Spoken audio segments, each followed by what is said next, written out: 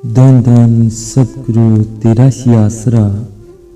डेरे की तलाशी लेने आई अफसर को बेपरवाह मस्ताना जी से क्षमा मांगकर जान छुड़वानी पड़ी। सरसा शहर से बेपरवाह मस्ताना जी के समय का एक पुराना सत्संगी प्रेमी रामशरण खजांची बेपरवाह जी के एक अनोखे करिश्मे का वर्णन करता है। सन 1958 के शुरू की बात है।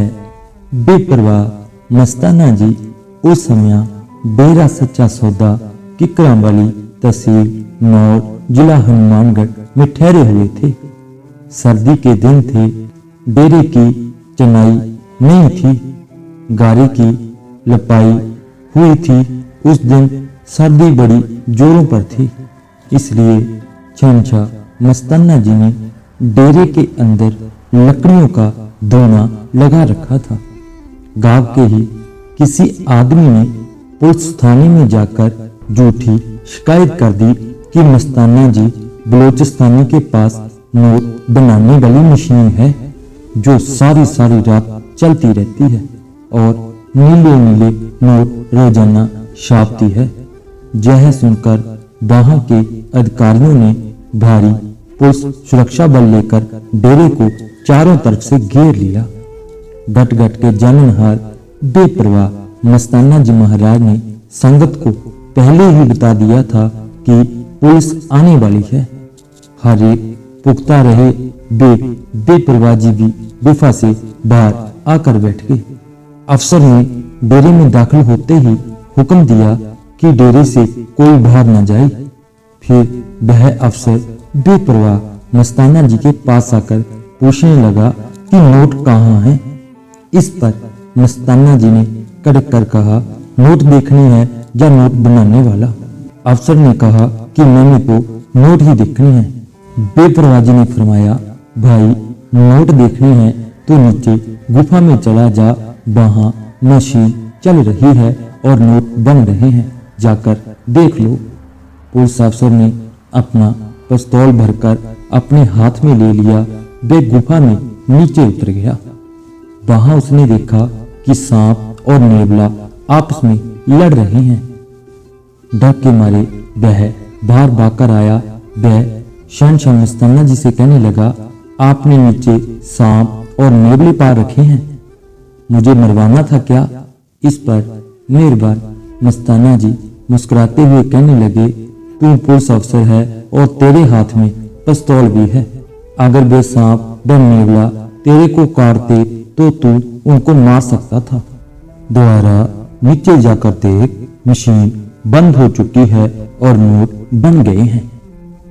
आपने अच्छी तरह जांच कर लेनी कि नोट असली हैं या नकली। वह अफसर डर के मारे अकेला नीचे ना गया।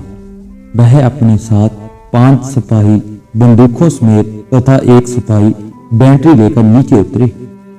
उसके अपने हाथ में भी भरा हुआ पिस्तौल था। नीचे जाकर उसने देखा कि जमीन पर एक बोरी बिछी हुई है और उस पर नोटों का ढेर लगा हुआ है।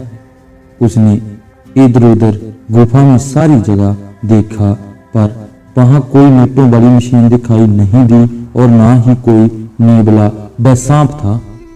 वहां उसको कोई सुराग भी नहीं मिला।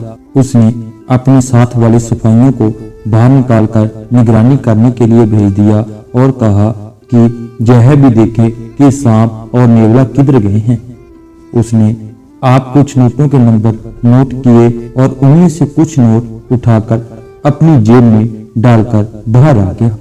बेपरवाह मस्ताना जी महाराज उसी तरह अपनी मौज में बैठे हुए थे। बेपरवाह जी ने अफसर के बाहर आ जाने पर बड़े प्यार से पूछा, कुछ मिला भाई तुमको? अफसर ने बताया कि 50-60 हजार के नोट बोरी पर पड़े थे। वे आपने कैसे बनाए हैं? बेपरवाह मस्ताना जी ने फरमाया, भाई तुमको पहले नीचे भेजा था, वहां खड़ा रहता तो तुम्हारे सामने ही नोट बनते, परंतु तू तो बाहर आ गया और तेरे बाद नोट बन गए। अब ऐसे कर कि सारे नोट उठाकर उन झाड़ियों में फेंका, वे हमारे काम के नहीं हैं। वह अफसर दोबारा फिर गुफा में गया और नोटों से भरी बोरी को उठाकर वहां से थोड़ी दूर एक गहरा खड्डा खोदकर उसमें दाब दी। इसी दौरान उसके मन में बेईमानी आ गई कि रात को आकर नोटों की बोरी को निकालकर घर ले जाऊंगा। जब वह वापस शाह मस्ताना जी के पास आया तो बेपरवाह जी ने उसे खूब डांटते हुए कहा, तू बाहर की सरकार का अफसर है और तू एक बेईमान अफसर है।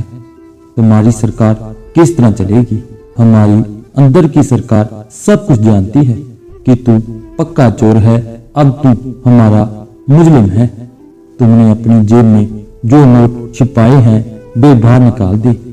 फिर सारी संगत व सुरक्षा बल के सामने मस्ताना जी कड़कते हुए बोले, अगर तू बेईमानी करेगा तो तेरे नीचे वाले अफसरों का क्या हाल होगा?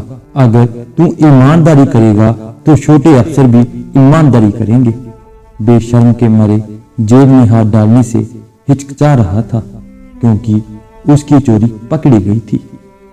उसकी हालत देखकर मस्ताना जी ने फरमाया, जेब में तो हाथ डाल, वे नोट राख हो चुके हैं और जो बेईमानी से नोट वहां दबाकर आया है कि रात को निकाल कर ले जाऊंगा, वे भी सब राख हो चुके हैं। बेशक जाकर वहां देख ले।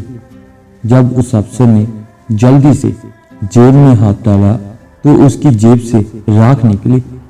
फिर वह उसी समय जीप लेकर वहां गया और जाकर देखा तो सचमुच ही वहां भी नोटों की जगह राख बनी पड़ी थी। इस पर वह अफसर बहुत शर्मिंदा हुआ और वापस आकर बेपरवाह मस्ताना जी के चरणों में गिरकर क्षमा मांगने लगा कि उसे भी नाम की दाह दे दो। दयालु दातार बेपरवाह मस्ताना जी ने उसे उपदेश देते हुए फरमाया, भाई बेईमानी छोड़ दो, वह हक हलाल की खाओ और आगे के लिए किसी का भी दिल न दिखाओ। जब तुम ऐसा बन जाएगा तब हम तुम्हारे घर आकर तुमको नाम देंगे। संत महात्मा बहुत दयालु होते हैं।